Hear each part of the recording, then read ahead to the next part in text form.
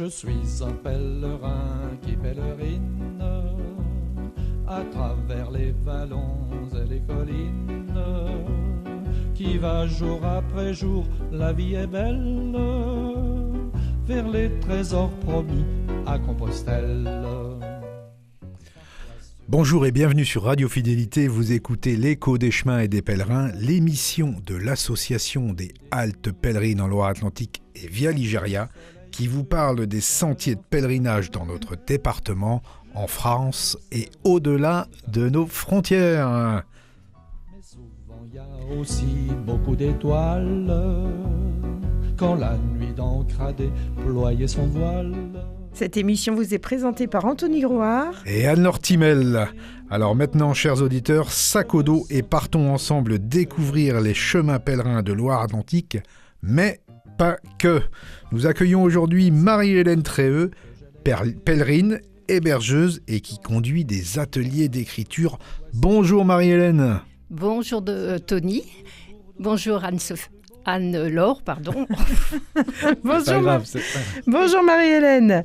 Alors, nombreux sont les pèlerins qui reviennent transformés du chemin et qui souhaitent partager leur aventure intérieure. Marie-Hélène, vous accompagnez des groupes vers l'écriture depuis plusieurs années déjà, et notamment au Forum nantais des chemins, où vous aidez les pèlerins à coucher leurs émotions sur le papier. Mais avant cela, comment êtes-vous tombé dans la marmite du pèlerinage ? Oh, alors là, ça fait déjà quelques années. En fait, il y a très longtemps, quand j'entendais parler de Compostelle, même si je ne savais pas de quoi il s'agissait, ça résonnait très fort en moi. Compostelle, et bon, alors bien sûr, je me suis documentée, j'ai commencé à lire, et là, je me suis dit, un jour, je ferai le chemin. Alors ça a mûri parce que quelquefois on me disait mais vas-y, pars pendant tes congés, mais j'avais pas envie de faire par tronçon. Bon, puis peut-être que j'étais pas prête, je ne sais pas. Et j'ai attendu d'arrêter de travailler, d'être, comme on dit, à la retraite, même si aujourd'hui j'ai l'impression de ne toujours pas être à la retraite, mais enfin, bon, j'ai attendu ce temps-là et j'ai fait, comme on dit, Compostelle en une seule fois. Je suis partie de Vézelay et je suis allée jusqu'au bout, jusqu'à Saint-Jacques. J'ai mis 3 mois, j'ai pris mon temps, j'avais du temps, j'ai pris mon temps. Et ça a été une très belle expérience. Et depuis, je peux dire que le chemin ne m'a jamais quittée. Alors Marie-Hélène, on parlait de Vézelay, vous êtes partie de Vézelay. Est-ce que vous pouvez nous dire pourquoi vous êtes partie de Vézelay ? Pourquoi ? Alors ça, j'en sais rien. Ça s'est imposé à moi. Pour moi, c'était une évidence. C'est pareil. Vézelay, c'était comme Compostelle, ça résonnait. J'ai jamais pensé au Puy ou à d'autres voies. C'était Vézelay. Voilà, ça s'est imposé. Et maintenant, vous habitez à... Et maintenant, oui, comme par hasard. Le Vézelien vous a appelé. Hein ? Oui, très fort. Alors Marie-Hélène, vous êtes une amoureuse des mots, des belles phrases. Pourquoi vous tournez vers les ateliers d'écriture, mais spécifiquement au profit des pèlerins ? Alors, j'anime des ateliers depuis, j'ai fait le compte il n'y a pas longtemps, ça fait pratiquement 27 ans que j'anime des ateliers. Alors, je n'ai pas commencé des ateliers spécifiques pour les pèlerins. Bien sûr que j'ai commencé quand je travaillais dans l'insertion, et puis une fois à la retraite, je me suis mise en auto-entrepreneur, j'ai continué puisque c'est vraiment une passion. Et puis un jour, alors comment ça s'est fait ? J'ai une amie qui habite proche d'un chemin, dans le Chaourçois, dans l'Aube. Où on fait des bons fromages. Je crois, c'est ce que j'allais dire. Merci Anne-Laure, le Chaours oui, et une baguette fraîche. Oui, elle habite Chaours c'est d'ailleurs. pas déconnant. Elle a mis un festival elle a créé un festival qui s'appelle L'Art et le Sacré en Chaourçois, justement. Et il y avait tout un itinéraire de visite des églises, notamment, et qui passait par... où passait ce chemin de Compostelle qui venait du nord de la France. Et elle m'a demandé d'intervenir. Ça fait, je ne sais pas, une douzaine d'années peut-être de ça. Et puis ça a commencé comme ça. je me suis dit, mais oui, les pèlerins aussi ont tout un vécu du chemin, donc ils peuvent dire plein de choses, de belles choses. Et voilà, ça a commencé comme ça, avec l'écriture, avec les pèlerins. Parce que on le sait bien ici, autour de ces tables, on sait bien que... On a tous un peu nos petits carnets, pas de secrets, mais presque, de ce qui s'est passé dans la journée, le tampon, le nombre de kilométrages qu'on a 2 kilomètres, pardon, qu'on a parcouru, et les émotions souvent. Et ça, pour le pèlerin, c'est important de retranscrire aussi ces émotions au milieu de ces super paysages qu'on va traverser. Oui, tous ces ressentis, toutes les expériences qu'on peut vivre sur le chemin, toutes les rencontres, parce que souvent je dis que le chemin, c'est un chemin de rencontres. Presque tous les jours, on fait des rencontres auxquelles on ne s'attend pas. Un pèlerin qui aurait l'envie d'écrire, vous lui conseillez d'écrire pendant qu'il est sur le chemin, de commencer ? Oui, de toute façon, je pense que pour ne rien perdre, faut... Et puis, il se passe tellement de choses au jour le jour. Je crois que presque tous les pèlerins, sauf exception, il y en a peut-être qui ne prennent pas de notes, mais je crois que presque tous ils prennent quelques notes, au moins... Oui, donc je pense que surtout quand on marche comme ça sur le long terme, c'est important de prendre des notes au jour le jour pour essayer de ne rien perdre. Si, forcément, on perd des choses, mais voilà, de noter toutes les choses importantes qui nous arrivent au jour le jour sur ce chemin. Chaque journée est un voyage sur le chemin. Oui, et puis il se passe tellement de choses au jour le jour. Alors, comment est-ce que vous faites là quand il y avait au mois de mars au Forum des Chemins, vous avez tenu 2 ateliers d'écriture. Comment est-ce que vous vous y prenez avec ces pèlerins qui arrivent désireux de passer à l'acte ? Alors, en fait, ce sont des ateliers. J'ai animé 2 ateliers. En rapport avec le chemin, bien sûr. Et dans le premier atelier, je leur ai demandé, comme chaque soir, on change de lieu, bien sûr, on dort dans des lieux différents. Je leur ai demandé de se rappeler d'un ou plusieurs lieux où ils ont dormi et qui a été important, où il s'est passé des choses, des rencontres, qui les a marqués, dont ils se souviennent, Et ça a été extraordinaire, parce que bien sûr, chaque soir étant différent, on est accueilli par des gens différents, forcément. On se retrouve avec des pèlerins qu'on n'a peut-être jamais vus. Chaque soir est tellement différent et il se passe quelquefois des choses fortes, des choses belles. Donc, ça a été le premier atelier, là. Et ça a bien marché. Ils ont bien répondu, les pèlerins. Oui. Alors, chacun est parti forcément dans son histoire, qui lui est personnel, forcément. Et ça, Marie-Hélène, dans un atelier d'écriture comme vous avez organisé et conduit lors du Forum Nantais des Chemins, est-ce qu'avant d'écrire, les gens marquent aussi, écrivent des mots, est-ce qu'il y en a qui se livrent devant les autres ? Alors, est-ce que ça peut arriver ? Dans un atelier d'écriture, bien sûr, on vient pour écrire, mais après, je propose si les gens le souhaitent, il n'y a aucune obligation, mais ils peuvent lire leur texte. Parce que dans un atelier d'écriture, ce qui est beau, c'est aussi après le partage des textes qui viennent d'être écrits. Et ça, c'est... Parce qu'à partir d'une même proposition, en atelier d'écriture, on parle de proposition d'écriture, je propose, et puis après les gens font ce qu'ils veulent. Donc effectivement, les moments de partage, c'est toujours des moments extraordinaires, où il y a beaucoup d'émotions souvent, parce que l'émotion, elle vient... souvent à la lecture, pas forcément à l'écriture. Quand on écrit, on est dans le texte. Mais après, quand on lit son texte, quand les gens acceptent de lire, bien les mots, je pense que c'est ça, les mots passent par le corps. Et là, il se passe des choses intérieurement. Et là, souvent, alors il peut y avoir des rires. Hein, dans un atelier d'écriture, on rit aussi beaucoup. Mais il y a toutes sortes d'émotions qui peuvent, qui peuvent arriver. Et oui, il y a des larmes, bien sûr. Mais c'est toujours... Des rires, des larmes, mais c'est la vie finalement. Oui, bien sûr, oui. On passe par toutes les émotions et c'est ça qui est beau. Alors, un peu dans cet atelier d'écriture, quand vous avez un peu donné un peu les idées un peu de ce qui va se passer, vous laissez combien de temps aux gens pour écrire dans l'atelier d'écriture ? Alors, ça dépend du temps dont on dispose. Moi, j'ai plusieurs ateliers réguliers. Souvent, je fais des ateliers de 3 heures, mais là, au forum, j'adapte en fonction de... Voilà. Donc, on a écrit à peu près pendant une demi-heure. Hein, et puis après, chacun a lu. Pas tous, mais finalement, une grande majorité. Et puis, oui, il y a eu des choses personnelles, forcément, qui ont été écrites et lues. Et dites, du coup. Bien sûr, oui. Oui. Et sur le deuxième atelier, vous avez fait quoi ? Alors, sur le deuxième atelier, je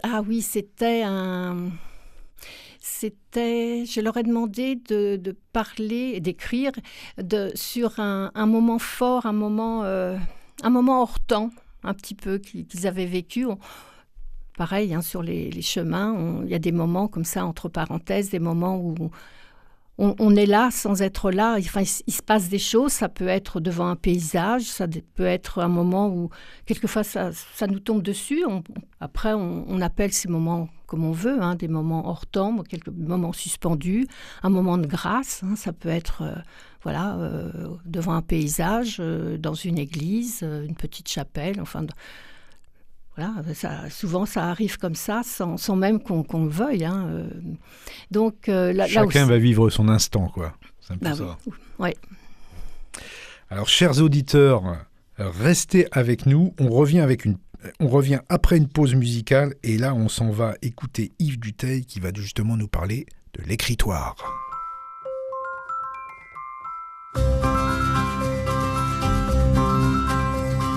Le jeune homme écrivait, penché sur l'écritoire, éclairé de la rue par une aurore avare, et les mots se suivaient comme le fil des ans sans jamais s'arrêter un instant.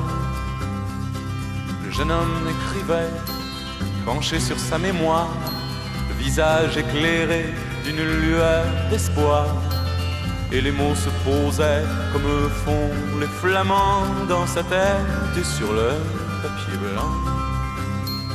Et les mots se posaient comme font les flamands sans jamais hésiter un instant. Et le monde tournait pourtant, et le monde tournait pourtant.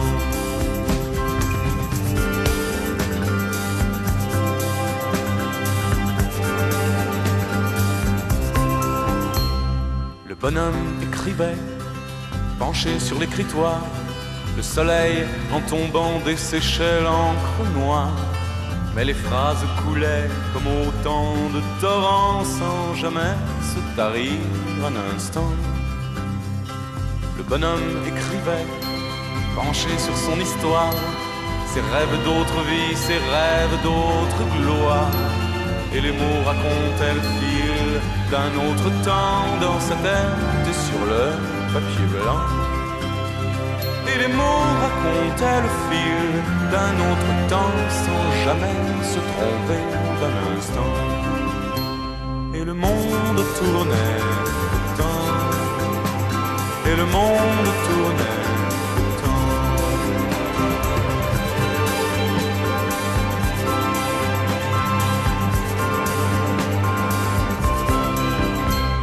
Le vieil homme écoutait, courbé sur son grimoire, le regard fatigué dans la pâleur du soir, mais les mots se taisaient comme font les tourments sans jamais disparaître vraiment.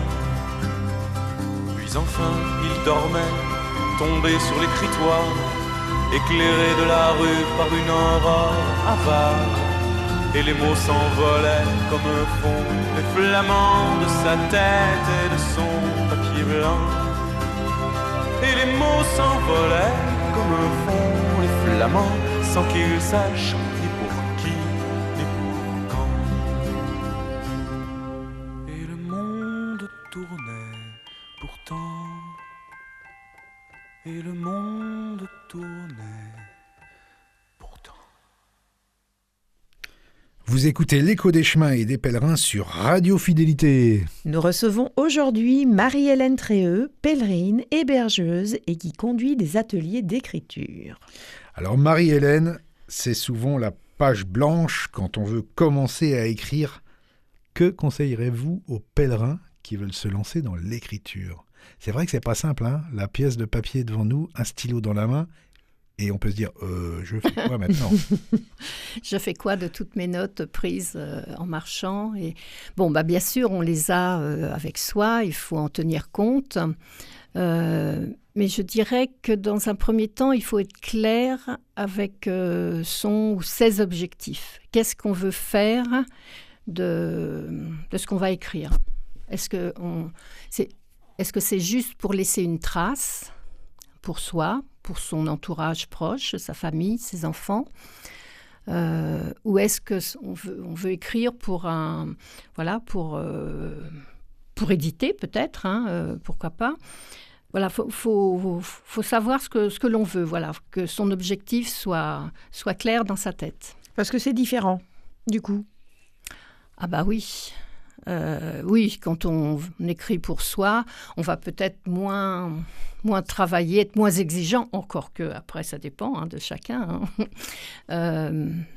Oui, bien sûr, et surtout si on veut que son livre ou son recueil, tout dépend comment, voilà, et justement, même ça, on va l'appeler différemment. Si c'est pour soi et pour sa famille proche, on ne va pas parler de livres, encore que maintenant sur Internet, on peut faire des choses très, très belles qui ressemblent à des livres, qui sont pratiquement des livres. Voilà, faut bien y réfléchir, savoir ce que l'on veut. Bon, et encore, ça peut évoluer, peut-être au cours de l'écriture. Bon, voilà. Alors Marie-Hélène, là, en vous entendant, est-ce que vous pouvez nous expliquer c'est quoi la différence entre un livre et un recueil ? Alors pour moi, le livre, c'est... oui, on a chacun une bibliothèque. Enfin bon, voilà, c'est un livre qui va être relié, etc. Le recueil, pour moi, il est plus petit. C'est plus intime. Peut-être plus intime aussi, oui. Le livre va être plus développé. Enfin, en général, il est plus conséquent. Alors, pour revenir, j'ai encore une autre question. J'en ai plein de questions. Oui. Vous préparez vos mémoires Oh non, c'est toi qui l'écris. Ça m'a coupé la chute. Voilà. Par exemple, quelqu'un qui a fait un long chemin et qui n'a pas fait de phrase, il a juste mis, je sais pas, engagement, des mots, engagement, persévérance. Bienveillance, partage. Est-ce qu'à partir des mots laissés peut-être 2 mois à l'avance, juste avec le souvenir, on peut retravailler et justement remplir cette page blanche que je posais dans la primo-question, hein. Là aussi, je crois que ça dépend aussi de chacun. Qu'est-ce que ces mots évoquent ? Et puis, bien sûr, il y a les notes, mais ça peut être plein d'autres choses. Ça peut être les photos. Les photos, c'est très parlant aussi. On fait presque tous des photos aussi. Lors de l'écriture, je m'étais quand même aussi beaucoup inspirée des photos que j'avais prises. Ça m'avait remis vraiment dans le moment.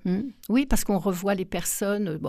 Voilà, souvent avec qui on a C'est l'espace-temps qui revient à nous, quoi, finalement. Hein. Oui, une photo. Moi, j'aime bien de toute façon aussi travailler à partir des photos. Ça vous arrive de temps en temps en atelier d'écriture de partir d'une photo et de dire... oui, j'ai plusieurs séries de photos ou de cartes postales que j'étale sur la table et je demande aux participants d'en choisir une qui leur parle, qui les attire, et puis à partir de cette photo, de partir dans l'écriture.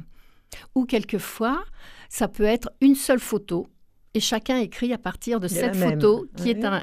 Et là, de toute façon, quelle que soit la méthode, là, c'est toujours intéressant. Mais à partir d'une même photo, c'est comme une même proposition. Voilà, chacun va partir dans son histoire, parce qu'on écrit, bien sûr, avec ce qui nous appartient, avec notre histoire personnelle. Et forcément, voilà. Et c'est ça qui est extraordinaire en atelier, c'est parce qu'à partir d'une même photo ou d'une même proposition, on part, après, quand on écoute les textes qui viennent d'être écrits, on part dans des histoires complètement différentes. Et parfois aussi, en fait, la proposition qui va être faite va être complètement différente aussi sur le style. Alors, le style, mais pas forcément sur comment m'exprimer, sur la façon extérieure, c'est-à-dire que ça va être... Sur la forme. Ça va être... Merci, on voit celle qui a l'habitude. Oui, parce que ça peut être de la poésie, ça peut être... Oui, il y a les personnes qui écrivent beaucoup sous forme de poésie. C'est leur style, et voilà, elles aiment ça, et ça va être... leur texte va être très, très poétique. Et par contre, à l'opposé, ceux qui sont qui ont plus de difficultés à faire des phrases, qu'est-ce que vous pouvez leur proposer ? Alors, moi, dans la démarche que j'ai apprise, parce que, oui, ça, on ne l'a pas dit, mais quand on dit atelier d'écriture, il y a différentes écoles, il y a différentes démarches, voilà. Moi, j'ai été formée avec une association qui a fêté ses 50 ans, d'ailleurs, l'année dernière, qui s'appelle le Cyclope, qui est à Paris. Et voilà, moi, j'applique la formation que j'ai apprise et qui me convient très bien. Et dans cette démarche, donc, je fais une proposition d'écriture, on écrit, et après, les gens qui le souhaitent, mais dans un atelier régulier, en général, tout le monde lit. Et alors, par contre, il y a un cadre. Le cadre, c'est celui-ci. Quand la personne lit, évidemment, on l'écoute avec bienveillance, et une fois qu'elle a terminé de lire, on peut prendre la parole. Mais uniquement pour dire ce qu'on a ressenti. C'est-à-dire, il n'y a pas de critique, il n'y a pas de jugement par rapport à ce qui vient d'être lu. On essaie, alors ça c'est peut-être ce qu'il y a de plus difficile, on essaie de ne pas se comparer par rapport à aux autres textes qui viennent d'être lus, mais ça après c'est chacun. Mais sinon, pas de critique, pas de jugement, ça c'est très facile, enfin tout le monde le respecte. La confidentialité aussi, parce que je demande d'écrire le plus spontanément possible, parce que si on commence à trop réfléchir, c'est un premier jet. Donc on écrit le plus spontanément possible. Souvent je dis, écrivez avec votre cœur, avec vos tripes, et j'aime bien ces textes qui sortent comme ça spontanément, parce que là c'est des beaux textes en général. Oui. Et puis le mental n'est pas intervenu ou tellement peu que voilà, c'est des textes qui sont authentiques, et puis quelquefois quand on écrit de cette façon-là, on est étonné. Quand on relit son texte, on dit « Oh là là, mais c'est moi qui viens d'écrire ça », parce que justement le mental est tellement peu intervenu que voilà, on a écrit ce qui devait s'exprimer à ce moment-là, et ça, là, j'adore. Donc, en gros, pour faire un bon récit de voyage, la première chose à faire, c'est d'écouter son cœur. Voilà, absolument. Vous avez d'autres pistes pour un bon récit ? Alors, je dirais, oui, être le plus authentique, mais quand on écrit de cette façon-là, c'est sûr qu'il sort, voilà, on cherche pas à cacher quoi que ce soit, enfin voilà, être dans l'authenticité. Qu'est-ce que je pourrais dire ? Ah oui, ce que j'ai dit souvent, c'est aussi, quand on écrit, c'est de penser à son ressenti, et puis les 5 sens. L'odorat, enfin les odeurs, la vue, enfin les couleurs, tout ce qui... Les odeurs, oui, les sons, enfin tout, voilà, les 5 sens.